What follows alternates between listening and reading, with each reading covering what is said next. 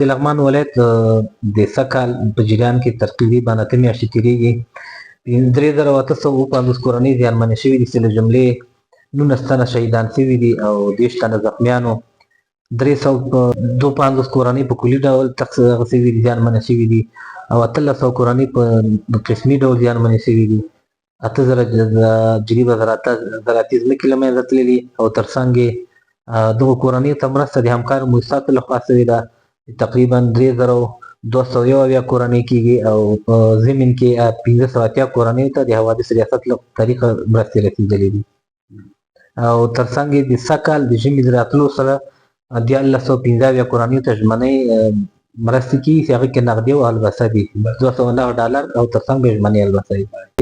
په وقایوي پروژې چې کومې تطبیق شوي دي چې 3 پروژې د مؤسساتو له طریقه دي.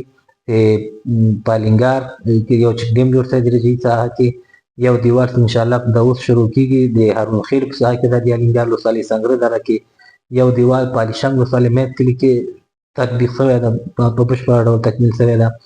او د حوادث وزارت له طریقه د نوري پل بیا ترمیم ده، ترڅنګ استنادي دیوالونه دي او د دولت شاه ولسوالۍ بانډدور بازار کې هم یو استنادي دیوال کار جریان لري.